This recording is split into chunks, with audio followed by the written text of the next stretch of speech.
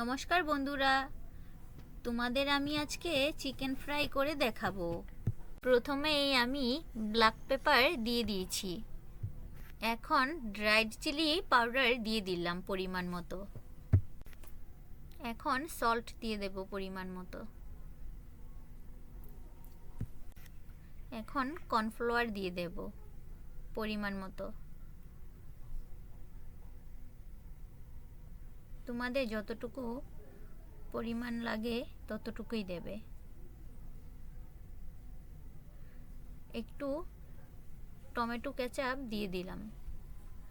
বাড়িতে যে উপকরণ থাকে সেগুলো দিয়ে আমি বানিয়ে আজকে দেখালাম, যাতে তোমরা সবাই বানিয়ে খেতে পারো। জিঞ্জার পেস্ট, গার্লিক পেস্ট আর একটু লেমন জুস দিয়ে দিলাম। এখন ভালোভাবে মেখে তারপর ম্যারিনেট করে রেখে দেব কিছুক্ষণ। বন্ধুরা, এখন কিছুক্ষণ পরে আমি বাছতে চলে যাব।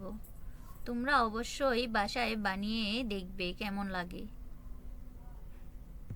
তোমরা চাইলে চিকেনটা ছোট স্লাইসও করতে পারো বা বড় স্লাইসও করতে পারো। এখন ফ্রাই করতে চলে যাব ফ্রাই করতে। এখন অয়েল দিয়ে দেব। অল্প আছে বাছতে হবে, যাতে ভেতরে বয়েল হয়ে উপরে ক্রিস্পি ভাব আসে, খেতেও ভালো লাগে। অয়েলটা গরম হলে চিকেনগুলো দিয়ে দেব। তোমরা চাইলে ইভিনিং স্ন্যাক্স হিসাবেও দিতে পারো। তোমাদের ভিডিওটি যদি ভালো লাগে তাহলে লাইক কমেন্ট শেয়ার করে দিও বন্ধুরা। চিকেনগুলো ব্রাউন কালার হওয়া পর্যন্ত ওয়েট করব। তারপর উল্টিয়ে পাল্টিয়ে ভালো করে ভেজে নেব।